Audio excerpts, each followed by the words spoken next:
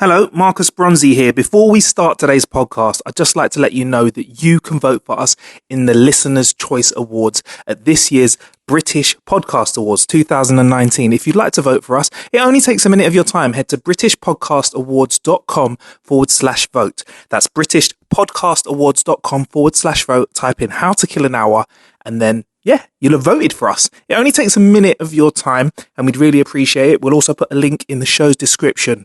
Thank you very much in advance. And hey, here's hoping we win. Anyway, over to the podcast. Are you serious?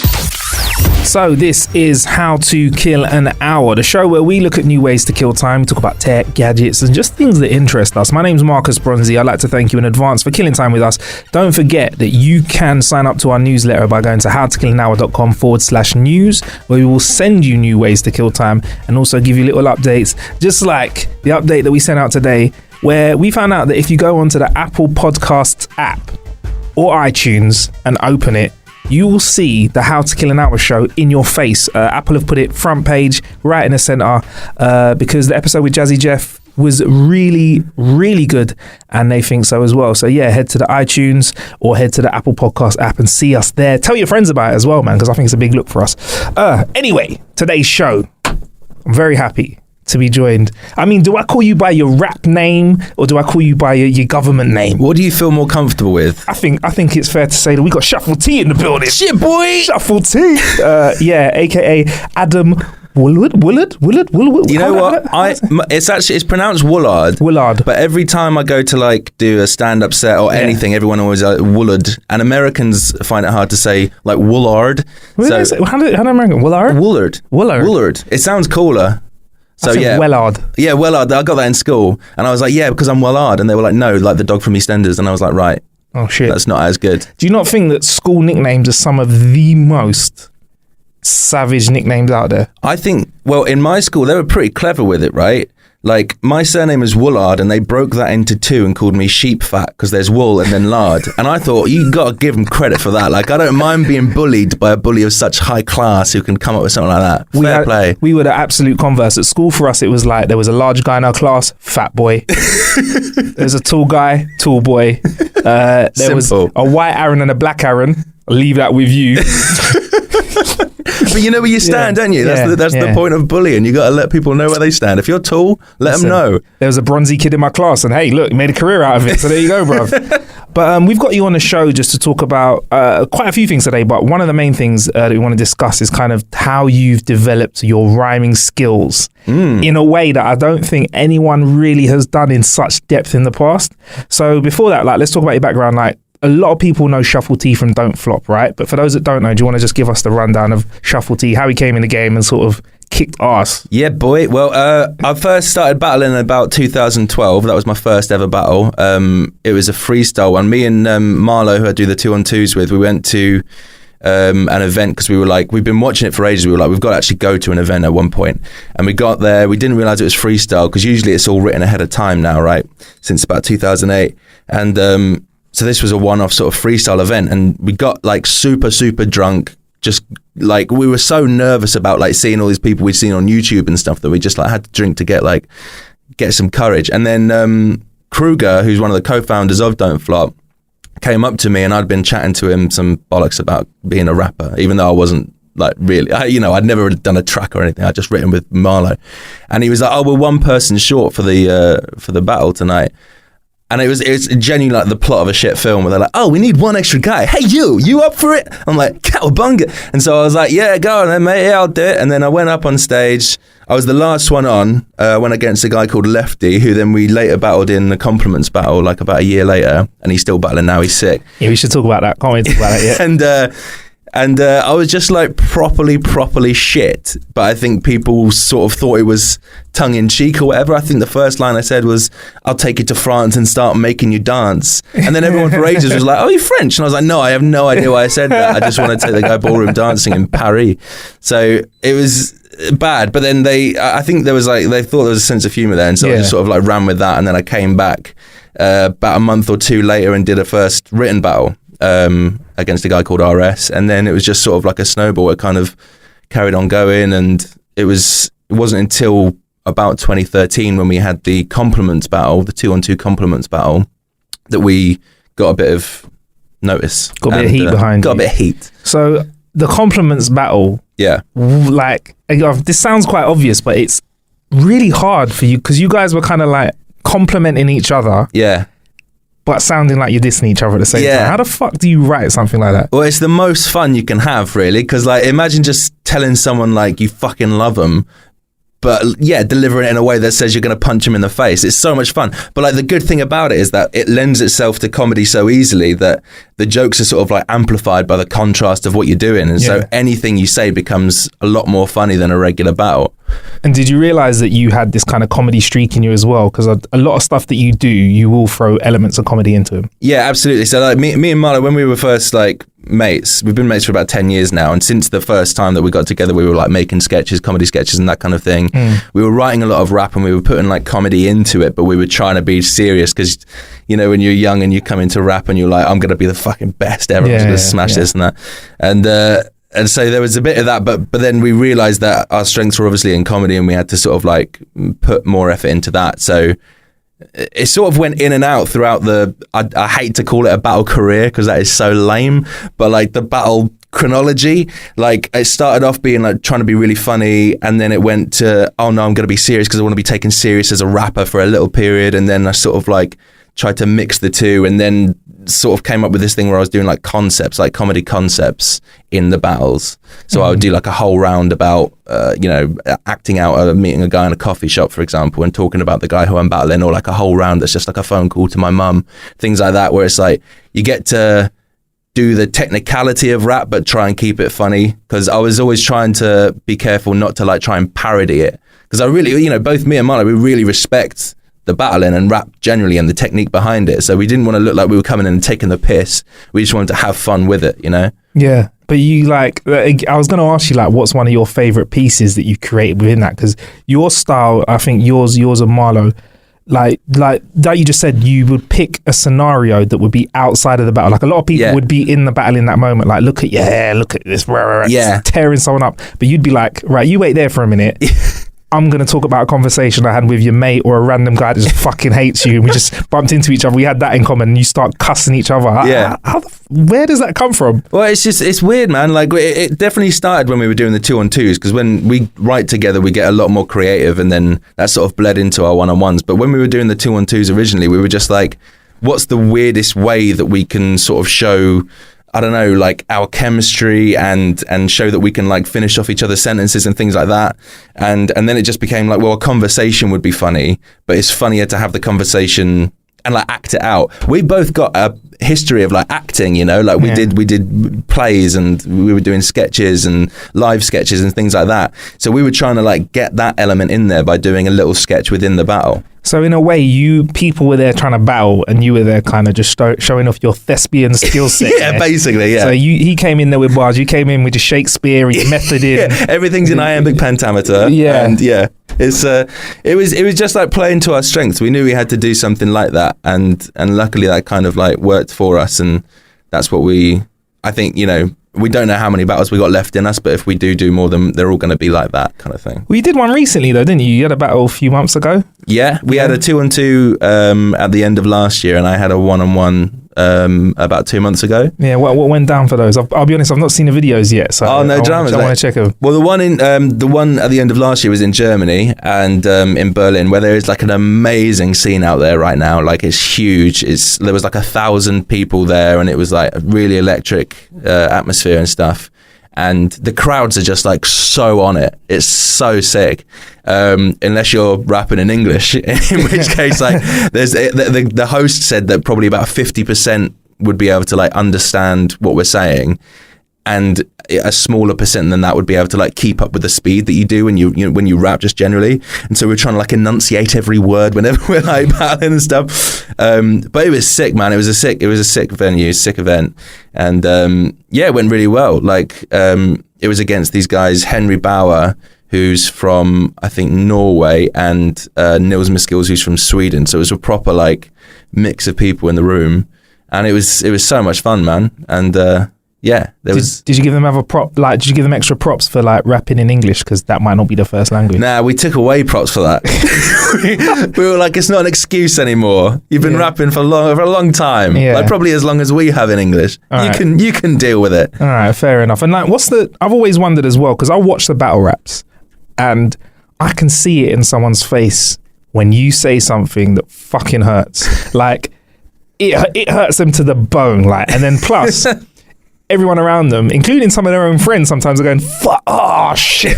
Like, what's the climate like in the room after you've done your battle? Like, that's quite an interesting question, because it's usually like immediately when the battle's done, like still on camera, first thing you do is shake hands with the other guy. You know, I don't think I've had a single battle where that hasn't been the case.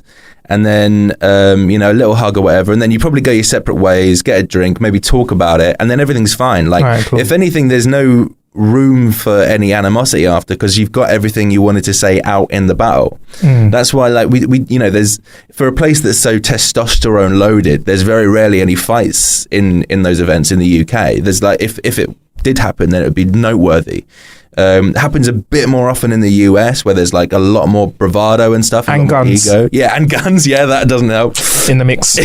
But like over here, everyone's got their anger out, so like there's nothing else to say. We've said all other things, and then you kind of, because I've had a go at you as much as you've had a go at me, it's like, well, what's left to say? Let's just get on. Has anyone ever been a little bit sore afterwards, though? Yeah, I think so. What's happened then? You have to name any names if you don't want to. Well, there was one guy but I will name names. His name was Anton Murphy. Yeah. And he was a nub. He was on Big Brother one year. All right. And then he had a battle, and I think I judged it and gave him the win, but I did think he was a dickhead, but the other guy choked or whatever. But you were fair though, right? That's fair. Got to be fair, mate. Got to be fair in this day and age. And so I was like, yeah, he were. And then he started like coming at me afterwards for some reason on like Twitter and social media and stuff, being like, oh, I'd smash the shit out of you, blah, blah, blah. He was saying he's going to turn up with his goons. He did turn up with his goons. His mates were all like in turtleneck sweaters, the nicest guy I've ever met. Like, I was shaking nice hands with them. I was like, how you doing, boys? You right? And they were like, yeah, we're good, mate, we're good. And I was like, you're not intimidating at all. And like, so I genuinely had a dislike for that guy. And so after the battle, I still shook his hand. I shook his hand because I was willing to be like, come on, let's put it behind us or whatever. And the first thing he said was like, oh, they wanted you to win, mate. They wanted you to win. They're on your side. And I was like, well, why do you think that is? Because you're a nub, mate. You were a dick. Did you roast him as well? You gave him a good roasting, yeah? Yeah, I just called him I don't know how much we can swear on this. Yeah, can't crack on, bro. I called him a cunt quite a few times in a row. I think I ran out of creativity towards the end of each round and just went for that. You're a fucking cunt. Yeah. Just said that a lot of times. But, it works. All right, cool. And when you tag team, you mentioned working with Marlo as well. The writing process. How do you divide it? Do you think about that before, or do you just flow like, right, I'll take a little bit of this chapter around this minute, these bars? How does it work? It sort of varies. Like usually we'll meet up most of the time at his house. He'll be sat down with the laptop and a beer, yeah. Obviously a beer. Sometimes a pizza if we're feeling cheeky, fucking particularly cheeky boys. Yes. And then he'll be there with the laptop on his lap, and I'll be like sat next to him. And then we'll be chatting, and then we'll have an idea, and then I get up and start like pacing, and then we just sort of like go back and forth with like, oh, and then you could say this, and then we go on a rhyme scheme, because a lot of the time our rhymes, usually it's 4 bars where you have the rhyme at the end of the line, but we like to do like, that also rhymed as well. Yeah, getting the line at the end of the rhyme, and then but we like to have like 16 32 bars where it's just all on the same scheme. Yeah. Because that's fun to us to like just see how much we can rinse that rhyme scheme. And so we'll be going back and forth and suggesting ones and how we can work it in.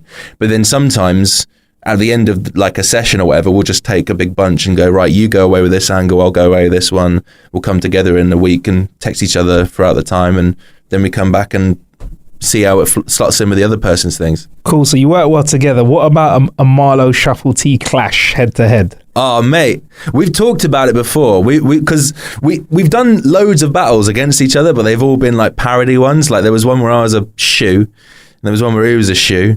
For some reason, it was a Foot Locker. And then there was one where, sponsored by Oreos, where we were like having a lick race where we had to lick the Oreo quicker than the other person while battling them. That was cringy as shit.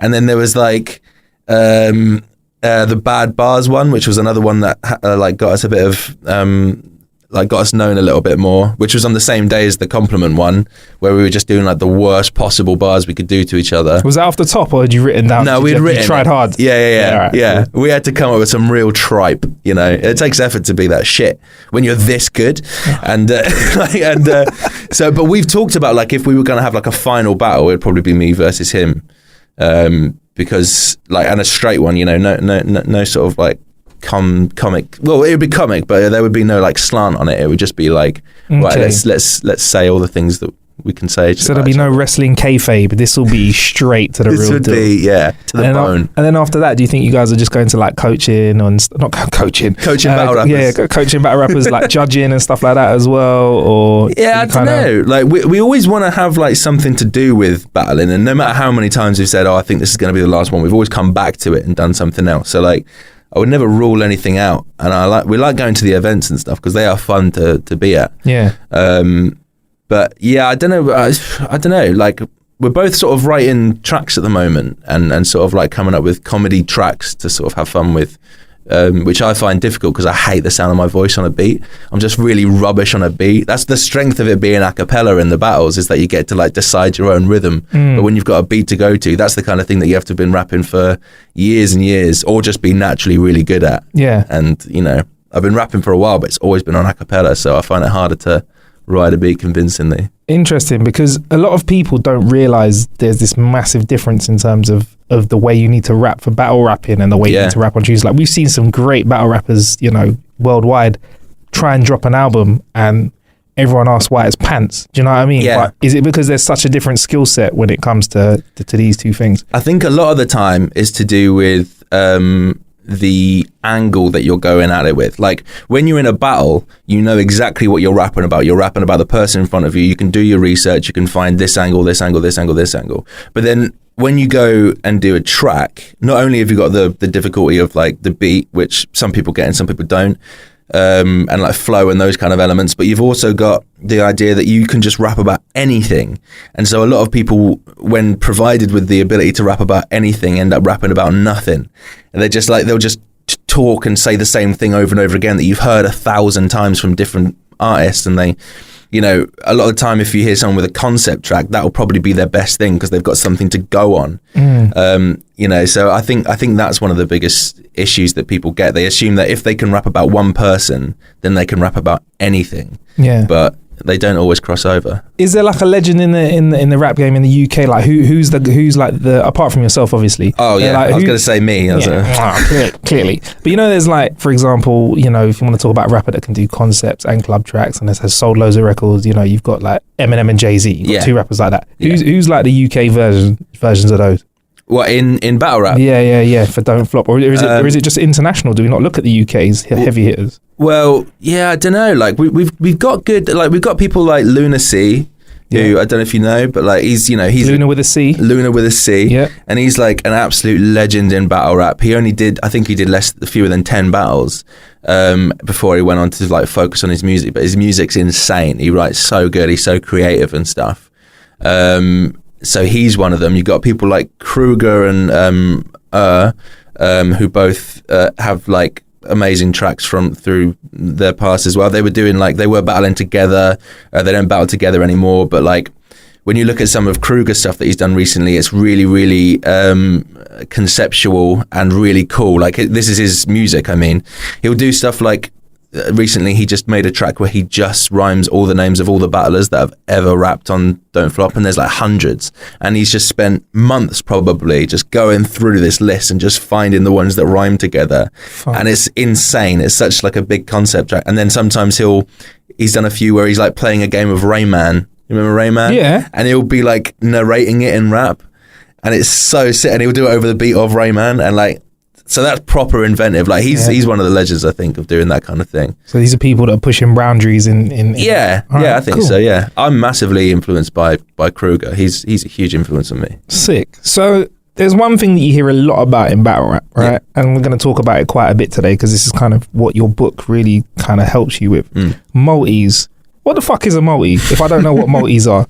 Because I just see like a lot of battle rappers are like there's memes about people that don't rate multis. There's memes about people that do rate multis. There's like the multis were amazing. Yeah. See, I'm obsessed with multis, right, to an unhealthy level. Okay. Along with Jamie Blease Blackmore, the guy who co-wrote the book, we're both just obsessed. And what they are basically, a traditional rhyme would be something like cat and mat, right, where it's just like, or even like Montserrat and cat, where just the last syllable rhymes, right? And so when you say multi, what you're saying is multisyllabic, like more than one syllable rhymes.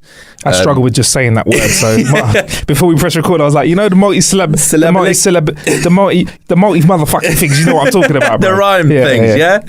Well, like the thing is with the multi, like with the syllables that make up any word or phrase or idiom or whatever term.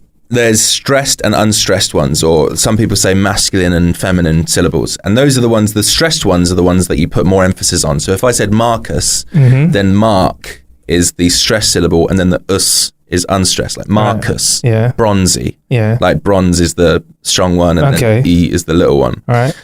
Billy is like Bill, and then E. Yeah. So like what you need is more than one stressed syllable that makes it a multi. So if we said Marcus Bronzy, that'd be Dada Dondi, and you have to rhyme with that. I can't think of any off the top of my head. I should have planned this. But like Charlotte Bronte. Charlotte Bronte and Marcus Bronzy. Yeah. Like so you're rhyming only the stressed sounds, the R and O, and then the E because it's at the end. And they don't have to rhyme perfectly like cat and mat. It can be like cat and back, or cat and even sometimes like yam, because all that matters is that assonance, the vowel sound in the middle. That's like the ah sound. And when you're doing it in rap, sometimes if you take them out of context, you'd be like, oh, that doesn't rhyme, like Connie Huck and Donald Trump. Might not sound like it rhymes, but if you did it in a beat and you're like Donald Trump and Connie Huck and Donald Duck or whatever, then it's sort of like the natural inherent rhythm of the term or the word that you're saying lends itself for the rhyme to come out.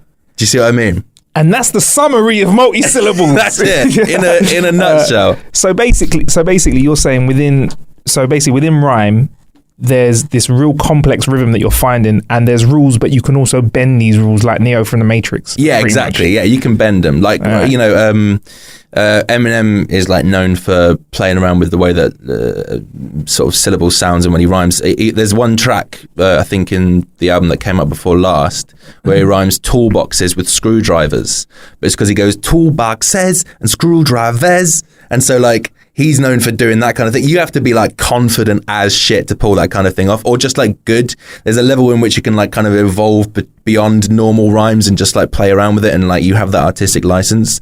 It wouldn't work if I did that, because I speak quite like, I rap like I speak basically, so I don't have that natural sort of like ability to go into a rhythm and sort of like play around with it as much. But yeah, that's the thing. So like, if we were to take a shorter example, something like if I said pint glass, then both of those are stressed, right? Pint glass. There's no like pint glass. It's pint glass. And so if you rhymed that with like wife's arse. Wife's arse. There you are. That's bang on it. Our first multi-syllable. Yeah, there bang, you go. Yeah, bang. And then see where my mind is. I'm like, wife's arse. Your wife's arse or someone else's? Everyone's wife's arse. Just all the wife's arses. Yeah. But yeah, that's it. Yeah. So it's the IR, like Hyde Park or White Heart or Die Hard or whatever. Knife Sharp. There we go. Learning this guy. And then the second level of that, or what I'd think is like the evolved level of that, is like when you only rhyme things that are self-contained ideas. So like wife's arse is good, but it's a bit vague. But Die Hard, we all know that's a film, so that's a thing. And pint glass, we know what that is, or wine glass, or Hyde Park. These are all like things that already exist. So then it's like, okay, I've got the sounds, I know how the rhyme's going to come out. I've got the rhyme part, but now I have to work on the context. Like, how can I make the most out of this rhyme? And then you get to, getting like relevant rhymes that have ideas that link to each other. There's a sentence I really like have you seen the vacuum cleaner? And that's like a rhyme that's just like completely conversational, and they're like relevant to each other. Or like, I'll say loyal to the queen until her royal jubilee, things like that, where it's like the ideas fit together so nicely, you might as well be speaking It just happens to rhyme. So level 1 is like these rhyme and these work together. Yeah. Then level 2 is like how these can work in a sentence. And I guess further than that is writing a whole concept or a story around using multis. Making it like conversational, making it sound natural so that it's not like, because you get a lot of people who get multis, but then they get excited by the idea that they're good at it. And so they make these really long multisyllabic strings of rhymes. But they just go off on a tangent. But yeah, you're like, what the hell are you saying? Or they'll use words that they would never ordinarily say just to make it rhyme. You get that a lot with freestyle, because your brain like goes into panic mode and you just like, unless you're sick at freestyle, and then you just start like coming up with words that you'd never say, or like an order.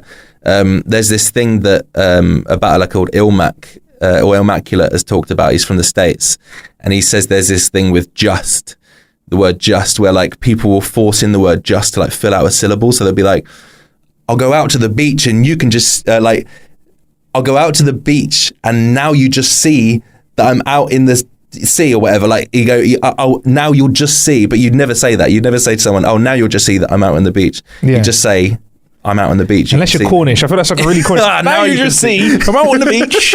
Now you can just see I'm out on the beach. Yeah, but other than that, no one would fucking use that. The only way you could say that is maybe if you're like an old person showing someone holiday photos and you go, now you can see I'm out on the beach, and they go, yeah, that's very good, next please. So maybe that context. But so it's about being natural with it, about like not forcing it.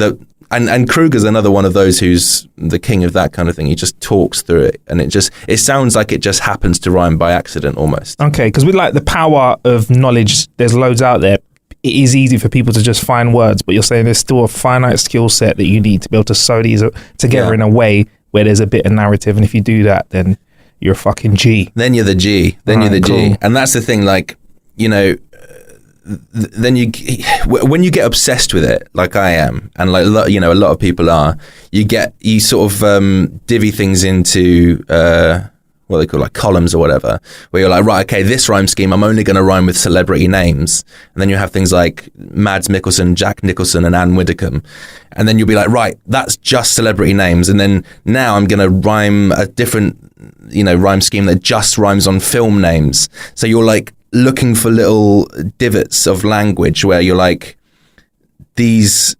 It just gets really specific, is my point, I think. Like, there was this one guy who used Horrible Bosses, Quantum of Solace, and Wallace and Gromit, and they're all like fiction, you know, films or whatever, you know, and so you can get like lost down a rabbit hole where you're like, right, I'm going to compartmentalize these rhymes into this section of ideas, and then you can like, the benefit of that, if you get really obsessed with it, is, and you like, doing something towards it, like a battle or a track, is that you've now got this wealth of rhymes where you've just made a list. Like they're not in bar form already, they're just a list, and then you go, right, I'll put that rhyme here, and then now I just have to link this rhyme to the next line and then build it up to a punch or whatever.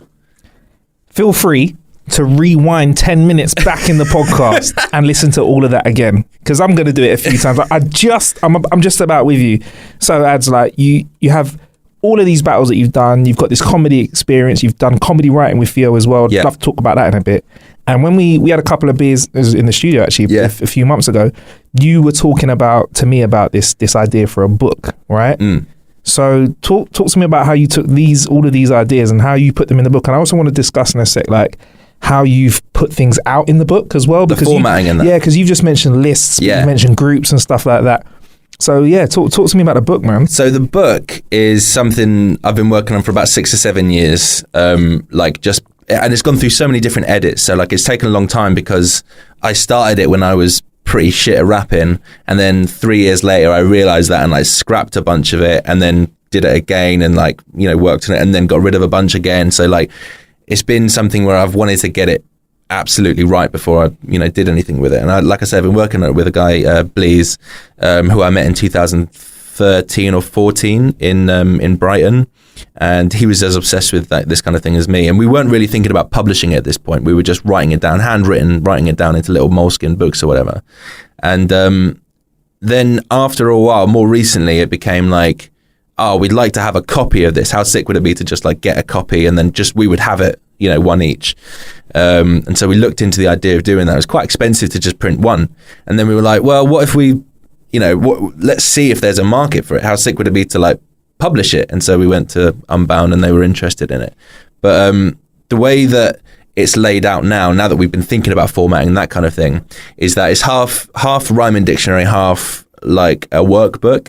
So each page is split down the middle or across the middle. Top half has got columns of rhymes, and below is just like places for you to add your own rhyme schemes. But we only do 2 and 3 syllable rhyme schemes. So we don't go like, we're not rhyming bibbidi bobbidi boo with Mission Impossible 2. We're just rhyming like 2 syllables, like that pint glass and white heart, things like that, and things like coffee cup, like da da da. So it's just like 2 types of multi in the first book. In the first edition, yeah. But that's the thing; it'll never end. Yeah. But like, what we had to do was we had to get a bit like scientific or like linguistic to figure out how it was going to work. Because, like you say, how do you format it? Where do you start? Where do you end? What's in the middle? And so because like I say, this kind of rhyme mainly goes around like assonance and vowel sounds, we went through all the sounds that you can get in a vowel. And it turns out there's, I think, 17 or 18. And they're things like, A, A, R, E, O, E, E, it just goes on and on for 18. Ooh, I was going to say, if somebody tunes in right now to this part of the podcast, it sounds like the most conservative porn ever. Oh, yeah. Or that I'm having a stroke. One of the two. Both. Anyone smell toast? So like, then when we figured that out, we were like, well, how many combinations of those 2 sounds can there be for 2 syllable words? And so it's 18 times 18. I think it's 18. So that came out to about 324, something like that. Then we're like, right, that's how many different variations of sound you can get in a 2 syllable word like this. So whether it's prayer beads or, treetop or whatever, there's only 324 types of those. All right. And then when you're doing the 3 syllable ones, the middle one doesn't really count. When it's like coffee cup, it doesn't really matter about that E in the middle, like coffee cup, Donald Duck, like the U and E. They're not really that important because you're not stressing them. And so it's the same for the 3 syllable one because it's just 2 stressed syllables. So it's the same as the 2 syllable one. You've just got a dead one in the middle. So it came out that there was about 650 rhyme schemes. Shit. And we put them into like alphabetical order, starting from like A, and then like AA, then AA, do you know what I mean? And then going through those, all through the vowels, as in A-E-I-O-U, through that order. And then we sort of got those grouped, and we pretty much left it there because there was no need to like take it into like, here are some celebrity ones, here are some film ones. We just sort of put some of those in anyway, just to sort of like make it a bit more modern. Because when you look at a lot of rhyme dictionaries, the sort of monosyllabic ones, there's like, there'll be like references to like scientific terms that you've never heard of, but it rhymes, so they put it in. Or like, obscure characters from like an Aztec myth, and you're like, well, how am I going to get that into a rap or a poem? Like, it's not feasible that I could use that. And the way they format it as well is so weird. Like, they're usually about 500 pages, but the second 250 pages is just like lists of words in alphabetical order, which, the first half is the rhyming dictionary, and that's the index. So then if you were looking for the word like glasses, you'd have to look through until you find glasses alphabetically. But then that word that you're looking for might not even be in there. If you were trying to rhyme Christina Aguilera, or let's say seal. No, not seal, because he would be there under just normal seal. But like Brad Pitt or whatever, then it won't have that because they're not taking into account things like, celebrity names or film names or TV show names or, things like that. And so we wanted to make it like current and up to date and get as many like celebrity names in there that fit, and as many film names and TV shows and characters that are well known enough so that it was actually useful for someone writing rap or spoken word poetry and that kind of thing. Okay. So this is going to be saving people a lot of time when it comes to writing. So, by the way, when's the book dropping? When can we expect it? Well, the funding is going on for about five more months. Yep. You're doing all right so far, aren't you? Yeah, it's going all right. We're on 47%, I think, at the moment, which is pretty sick. And that's after just the first month. Wicked. So that's really good. And then when it's been funded, they'll be like, they'll have to actually make it and, publish it. Mm-hmm. So there'll be a little wait, and then that'll be they'll be out, but I don't know exactly when. And that's unbound.com/books/rhyming-dictionary. We'll put a link to that in the show description so you can support that. You can get yourself a little hardback, a signed hardback. Oh yeah, mate, you gotta have a signed one. You know what? It's probably be cheaper for me to get the signed hardback here and then to get a train to you and get to sign it. But yeah, no, there's loads of tiers of support, and like you said, you're 47% of the way there, and you're only a month in. So I look forward to it. Is that going to be?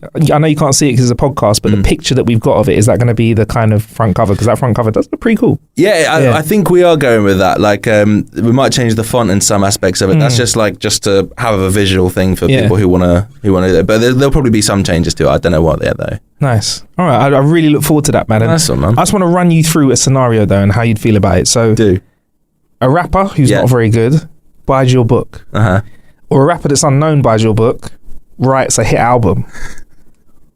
Like, how would you feel for starters? Proud, I guess. Yeah. Well, I'd be proud. I think there's a few things there. Like, for one, I think if your aim with buying this book is to just like lift it and then put it on your own tracks, then I think you're probably a shit rapper. Yeah. I think what the book is, the reason it's half and half is so that people can get inspiration and then add their own ones and go, oh, he's missing this one, I'll add that in. And then they personalize it and make it their own thing.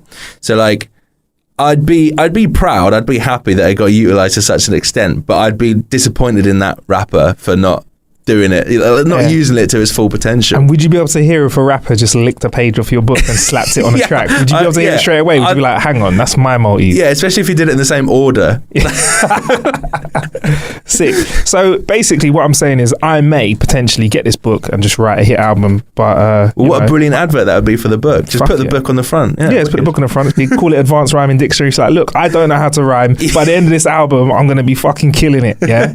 But that's one of the interesting things is that like, a few people have said something like, oh, if you buy this book, then what, what's the point in this book? You're just going to give people the ability to just rap, like anyone can rap.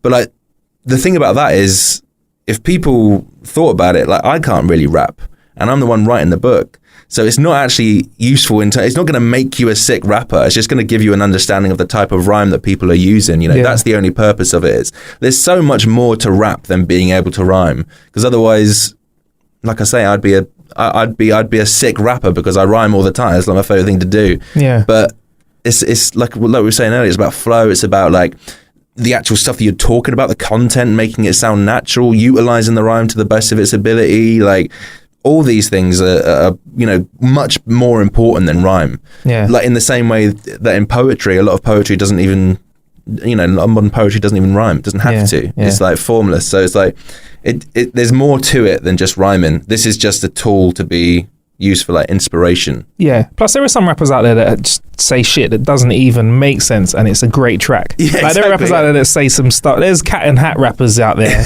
I mean, there's rappers out there that say 1, 2, 3 into the 4, and I don't give a fuck. Rap the shit out of those tunes. I will sing those tunes in the club. So yeah, you've kind of hit on a good point there, man.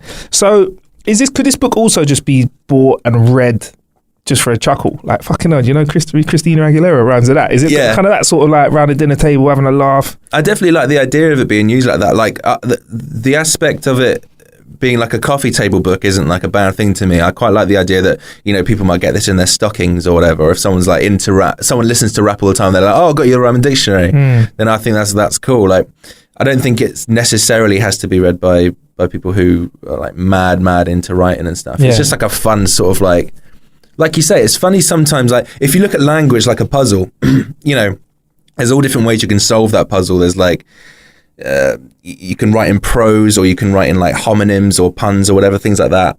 And then rhyming is just another one of those ways that you can like organize the puzzle pieces. And it is funny sometimes to see two people's names that rhyme. Like I think it's funny that Scarlett Johansson and Ardal O'Hanlon rhyme. The guy from Father Ted? Shit, yeah. I was like, what? I was like, they have no business rhyming together. Like, why have they ever been said in the same sentence? Like things like that. Or like Kirsten Dunst and Sherman Klump from The Nutty Professor. Do you know what I mean? It's like, why do they rhyme? Well, there's no reason, but it's fun that they do. And then you go, oh, well, wouldn't it be funny to put those both in a bar and then work out how they can link? And it's like, well, that's like fun. That's just a fun thing to do, even if you're not that into rap. Is your head like stuck in this mode of finding multi-syllables everywhere? Are you like walking down the street and being like, oh, tripped over a crack? Da-da-da-da-da. Are you like that now? Literally all the time. And I want to put it to good somehow. I want to do something with it. I've been trying to I've been thinking recently, actually, I said this the other day on a podcast as well, but like it's there's this way, I don't know if it's because I'm so obsessed with rhymes or whether this could be done by anyone, but if I rhyme something new that I've just learned, then I basically don't forget it. Like, I'll just remember it, because when I go to remember that name or that thing that I'm trying to get, I think of the rhyme that I do know. Right, I'll give you an example because I'm explaining myself horribly. But like the other day, I was learning about Tony Pandy, the Churchill thing, and I knew I wasn't going to remember how to, Tony Pandy. It's just a weird word. So I rhymed it with cotton candy. And now I can't forget it. And every time I go to think of it, my brain automatically goes to cotton candy, and then I go, oh, Tony Pandy. And it's like Emily Davison, the suffragette who got run over by the horse, like Emily Davison, Mesopotamian, Emirates Stadium. Now I can't forget it, because every time I go to Emirates Stadium and then I remember her name. And like, I've got that, I've tried it with about 20 different people. Mark Gertler, hard worker, Lee Miller, bee killer, Theou the Trin, who was some obscure like 3rd century equivalent of Joan of Arc, like Make You the King, like Theou the Trin, like all these ones. And I remember the things about them as well now, like the context around them. And I think there's a really interesting route there into like education and like mnemonics, because there's all these mnemonics that we use rhyme for already. But using a multi-syllable rhyme means that you remember the whole thing, not just like the end sound. Yeah. And I think there's something to it. So it's the same techniques that we'd use to learn the alphabet. Kind exactly, of like yeah. A, B, C, D, E, F, G, H, I, J, K, Element of P. Yeah, exactly. Kind of yeah, so you're thinking, that could be a grime track in a day. Oh, Element of P. What? Yeah. So do you think you could, I mean, you're writing a book now. Do you think that you would ever do that then if there was I don't know, I feel like you could teach memory, or you could just learn like whole subjects. Would you ever do that? Like, yeah, definitely. Turn science into a fun-ass subject, writing about nucleic acid or cells or whatever, but making it rhyme. Yeah, I think there's such a avenue for that. Like, things like Horrible Histories have been doing like songs about topics like that for years. And I tried my hand at it a little while ago with this track I wrote about the monarchs from like 1066 to like 1200. And I realized that it made me remember like key dates and stuff. And, again, this might just be me because I'm obsessed with it, but I'm sure there's a way for like kids to understand it and then get as interested in it. And like, I think like that's definitely the thing I'd want to do. I'd like to go around 2 schools with the book and just be like, I'm going to give you this book so that you get the idea, and we can talk through it and stuff. We'll have like a workshop, and then you just take the subject you're working on at the moment, and we'll just find a way to like rap about it, because it makes it fun. The only thing you have to make sure is that it's not cringy as shit, because like the mixture of education and rap is such a like fine line of cringe to walk. Hey kids, yeah, we're like standing back to back with someone else, arms folded, like bopping up and down. Hey, let's get it cracking. No, forget that.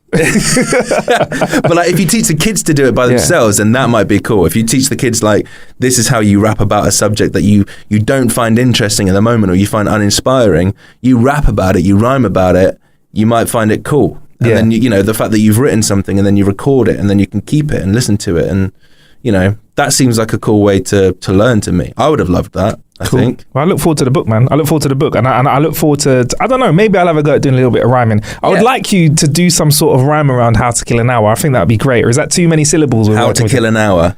It's pretty difficult. It's got the owl sound twice, isn't it? How to Kill an Hour. Yeah, leave it with me and I'll see what I can come up with whilst we're chatting. Wicked. We're playing that in the future. Oh, in today's show. Okay, cool. I was like thinking in a future episode, play a little clip from Shuffle T.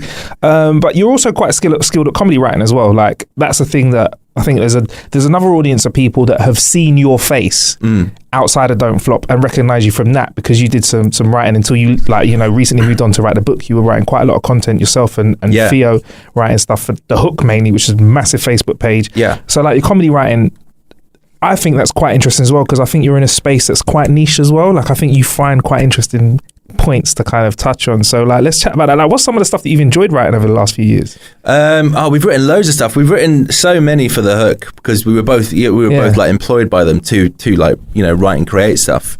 And there was a load of sort of like really fun things to do there. We were doing a lot of topical stuff. Like as soon as something happened in the news, the biggest success I think we had, like just me and Thea there, was when Brangelina broke up. This was years ago.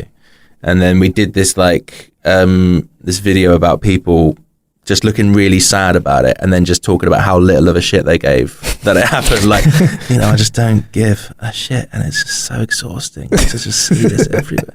And like, so that was fun. But then like the stuff we have most fun with is the more surreal stuff that we write outside. Stuff we wrote something a little while ago, which is just the weirdest idea we'd come up with our friend Patrick Spicer.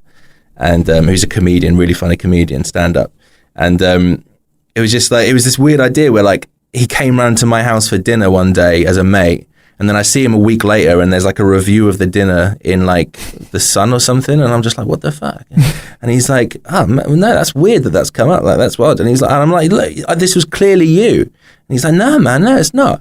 And then like it turns out that I wrote the review about myself as like a test. And it's so weird, man. But like we like that kind of weird stuff where it's just like, where is this going? And we don't know. Yeah, I mean, you did do some quite interesting stuff that was topical. One of the ones that I think you've done it twice, I think, was the end of the year. The funeral for the end of the year, because now in the days and age of the internet, it's like there's a new meme every month. Yeah, and it's kind of like you cap off the end of the year by reminding us of the most ridiculous shit that's on the internet. Crazy.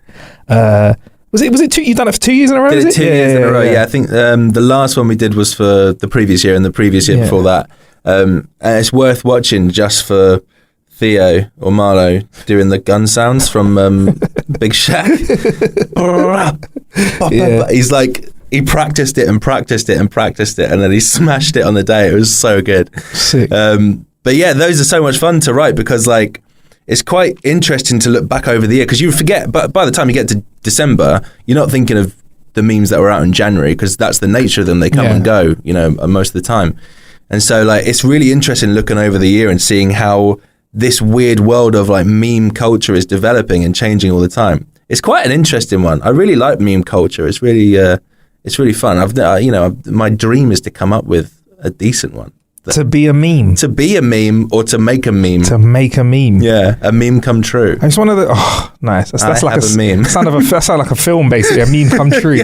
But isn't that like, I think when I think about memes, I think they're great. But also a lot of the time, because of the viral nature of the internet, people that make some pop-in memes never get paid. There's some people who've made memes we all know. And I'm just like, you're never gonna get a dime for it. There is no way. It's not like a track you can be like, right, sign me, I'm gonna take it on tour. You can't take your memes on tour. That would be a sick job though, just going around with a PowerPoint presentation, just going, look at that in front of like the O2, look at that, and they're like, woo, the best of. Now that's what I call memes. A concert of memes coming up. Spend a bit of time in the studio with this one. That'd be sick, actually. You know, that could be a cool thing. Do like a TED talk on memes. Or just, you know, don't even say anything. Just click new meme. I'd go to that, I think.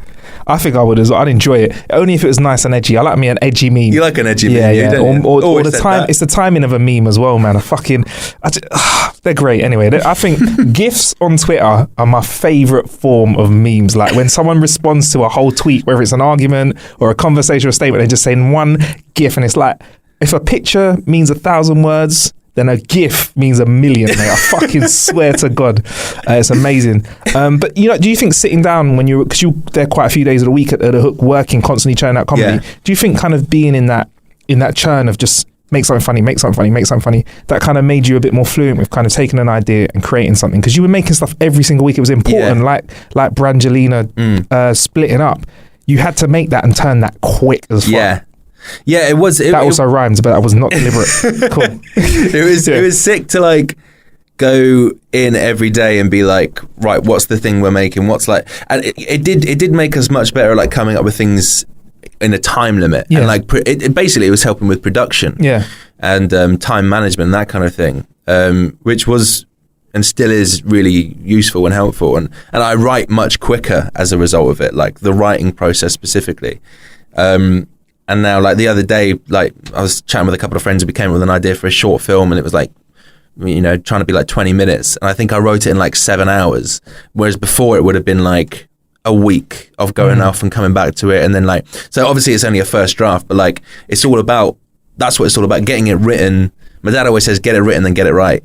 Like, get it written, get the first draft so that you're like, right, it's basically done. Now let's just like finesse it. Let's just, you know, take out this scene, put this one in, finesse it. And that was the problem I had before going to the hook, was like, I would start something, be happy with the first 5 pages, show people, and then they'd be like, yeah, cool, good 5 pages, where's it going? And I'd be like, well, I'll finish it later, but aren't these 5 pages sick? And they're like, yeah, they're fine. Like, what do you want from me? You have to complete it. You have to do it. Did your dad write then as well? Does he write? Yeah, he writes now. Like, he started off when he was like 20 as being like a runner for like film studios and stuff like that. And he, like, over years and years and years, worked his way up to, he was a model maker for films, and he worked on things like Harry Potter and Star Wars and that kind of thing. He's had a pretty sick life. And then he's like 57 something now, and he's getting around to like, he's written a couple of his own scripts for shows and like film ideas and stuff like that. So it's kind of in the blood, you know. Okay. Does he ever look at your script and go, yeah, I'll take that scene out, bruv. Punchline's all right, but it's not really punching. Is he like that? Is he privy to your stuff? Or do you just show dad, like, this is what I've done? I show him everything, and he's pretty supportive. Like, sometimes he's like, I don't get it, but I'm sure when you do it, it'll be fine. Like, that's all parents. Yeah, exactly. Yeah. Okay, cool. Yeah, put that on the Twitter. You put that on the Instagram. Yeah. And like when he's more into the battles. Is it? Yeah, him and my mum got well into the battles for a while. They started obviously just like watching me and being like proud parents, and you know, because I'm on the net, and that must be a big thing these days. And then they were like, then they were going, oh, I don't really get what he meant when he said this. And I was like, oh, that's a reference to this battle. And they were like, oh, okay, we'll watch that one and then go back with a fresh eye. And then they were like watching a bunch of different ones, and my dad was like referencing people back to me who, like, I didn't know. So your dad is copying the don't flops when they come out, and he's getting in there. Yeah, he was on it. He was on it big time, Styly. Sick. But it was it's an interesting one though, because like my grandparents have no idea what it is I do. I think they think I can't remember what they thought I was. I think they basically think I'm a poet, which is fine. Like, I'd prefer them to think that than a rapper, because I think they don't know what that is. Yeah. So like that was, but my granddad did think my rap name was Wanky Doo. Your dad must have been fucking around. Surely your dad was like, no, my granddad. Yeah, but your dad must have told him, like, right. Yes, it's Wanky Doo. Wanky Doo, mate. Yeah, go on. Wanky Doo. Wanky Doo. Where'd that come from? I've no idea, because I wank a lot, maybe. I mean, I get it, you know, play to your strengths, but it's just not my name. What's he doing? Oh, you know, he's having a little wanky do. He's having a wanky do, isn't yes. Adds typical wanky do. With a bulging right arm. Hey, baby. I'll be right back. Anyway, bruv, look, thanks for coming on the show today, man. No I think, once again, let's get that link up, and we'll put this in the link in the show description as well. Make sure you go to the Advanced Rhyming Dictionary, unbound.com/books/rhyming-dictionary. You can pledge and get your hands on a copy. I think I might go for the signed hardback. Jeez. I might go for a signed hardback. Go for the $2,500 one. What's that one there? It's like businesses, more for businesses, but you know, I'm sure you can spend the day teaching me how to write and perform battle rap. Yeah, you got special thank you. Fucking hell. Do I get snacks for that price as well? You'll get one tube of Pringles. And for that, I also get a live battle rap where you'll turn up to my... I'd love that if you just turned up and started rinsing someone on their fucking birthday. That would be sick. You ever thought about just doing that? Just turning up, somebody giving you a whole load of facts about somebody and coming into work and cutting them to shreds. I would love... You know, we did that at a wedding. Really? Yeah, me and Marlo did it. Well, 2 weddings now, but the first one was like recorded. It's on Don't Flop's channel. Yeah. And the bride...